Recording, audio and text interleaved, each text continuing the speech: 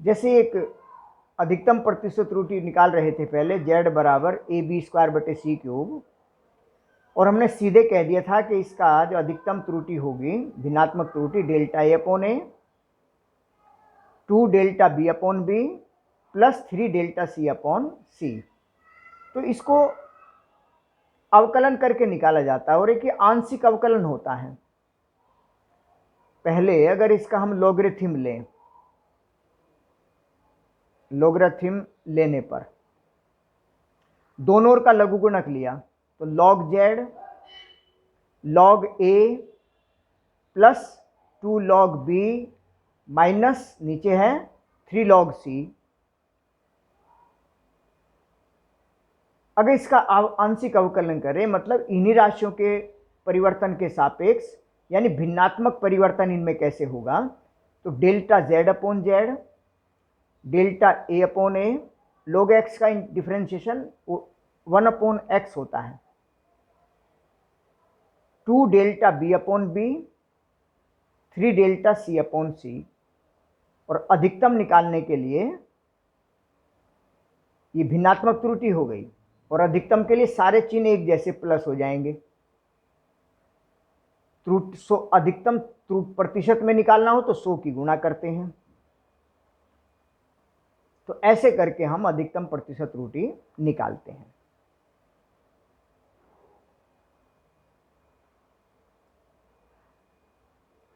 विमा, जिसके 3 उपयोग हमने पढ़े थे, जरा देखें।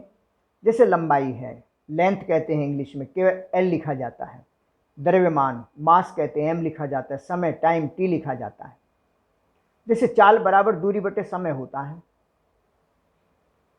दूरी मीटर प्रति सेकंड, ये मात्रक हो सकता है इसका, किलोमीटर प्रति घंटा हो सकता है।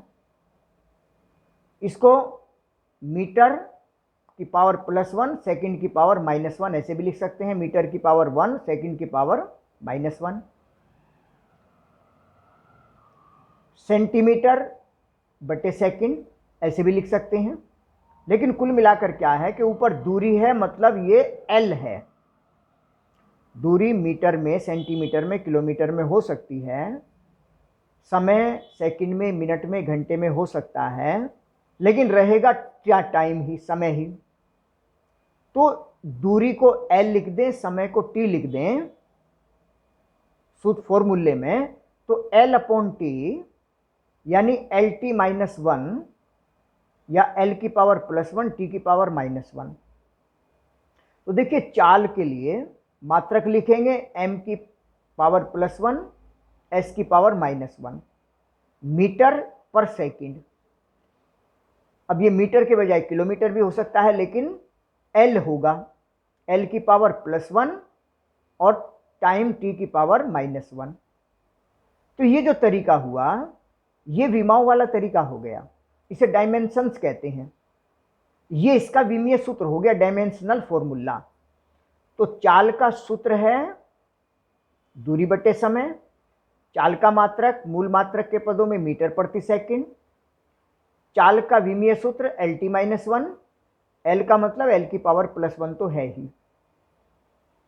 जैसे त्वरण है, वेग परिवर्तन की दर होती है, वेग परिवर्तन बटे समय अंतराल होता है। वेग परिवर्तन का मात्रक, वेग का मात्रक, विमीय सूत्र, वेग का विमीय सूत्र LT-1 जैसे ऊपर निकाला है। समय t है तो LT-2 हो गया, L की पावर +1 T की पावर -2। ये जो घात हैं, यही विमा कहलाती है। चाल एकांक समय में चली गई दूरी होती है। किसी वस्तु की चाल चली गई दूरी और समय के लिए गए समय के अनुपात के बराबर होती है। किसी वस्तु की चाल वह भौतिक राशि है जिसमें लंबाई की विमा +1 और समय की विमा -1 होती है। त्वरण एक वैसी भौतिक राशि है जिसकी लंबाई में विमा +1 और समय में विमा -2 होती है। तो विमा ये घात हो गई, जो किसी राशि के मात्रक को मूल मात्रक के पदों में व्यक्त करते समय मूल मात्रों को पर चढ़ाते हैं। ये जो घात है +1 -1, यही विमाएं हैं। जैसे बल है, F = m × A, m द्रव्यमान कैपिटल M, H1 LT-2, तो MLT-2 विमीय सूत्र हो गया। बल एक ऐसी भौतिक राशि है जिसकी द्रव्यमान में विमा +1, लंबाई में +1, समय में -2 है। ये परिभाषा भी हो गई विमाओं की दृष्टि से। बल आवेग MLT-2 इंटू डेल्टा टी समय, ये हो गया। स्थितिज ऊर्जा mgh ऐसे निकालेंगे, गतिज ऊर्जा निकालेंगे, तो ये देख लेंगे अच्छी तरीके से। किसी भी भौतिक राशि का मान में दो चीजें होती हैं, उसका मान होता है और मात्रक होता है। मान मतलब परिमाण, संख्या एक होती है, एक यूनिट होती है। तो किसी पद्धति में पूरा मान NU संख्यात्मक मान और यूनिट मात्रक, जैसे 40 मीटर लंबाई हो तो मात्रक अगर दूसरी पद्धति में लिखना हो, ये तो मीटर में लिखा है, किलोमीटर में लिखना है तो 40/1000 किलोमीटर आएगा।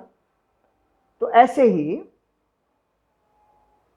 एक पद्धति अगर U1 है, जैसे MKS, CGS, FPS, एक पद्धति में U1 वाली यूनिट में मान N1 है, U2 वाली पद्धति में मान N2 है, तो रहेगा तो वही N1 U1 बराबर N2 U2, एक सूत्र सा हो गया।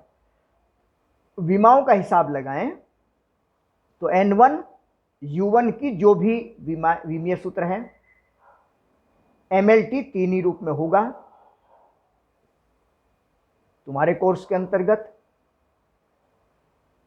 ऐसे ही ML2T इसी में होगा।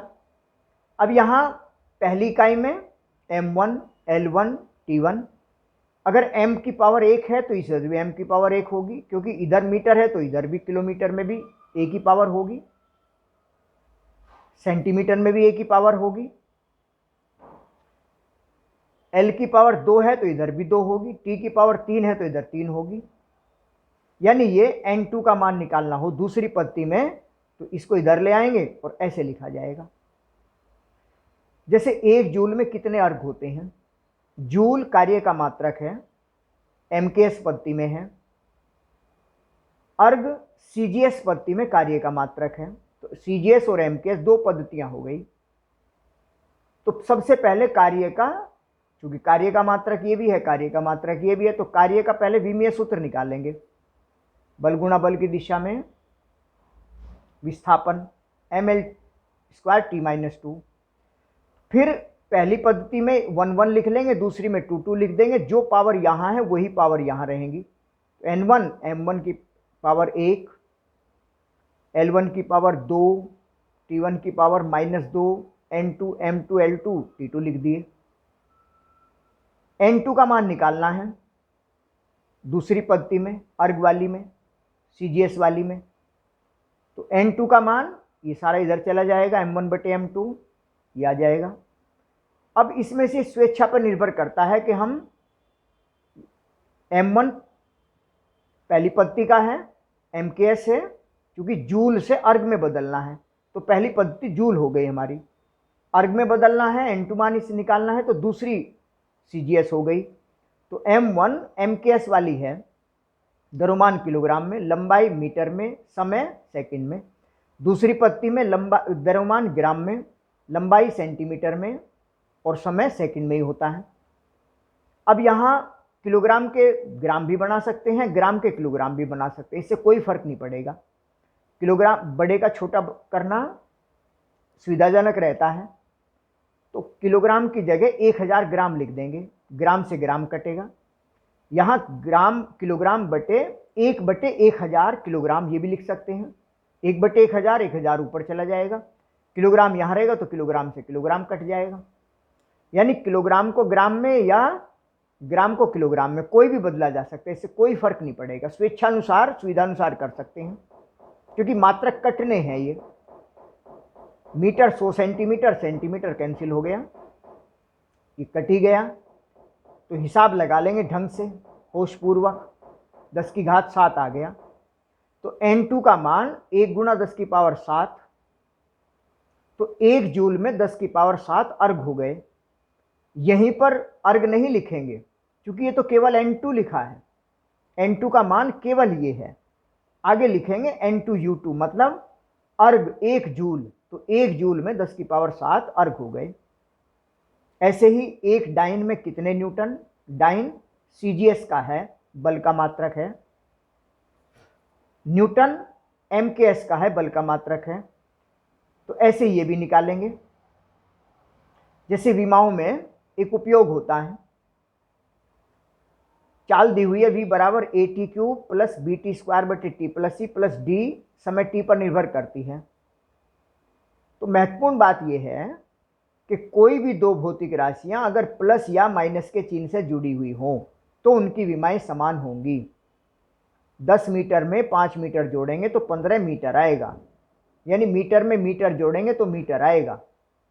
L plus L equal to L, L minus L equal to L होगा।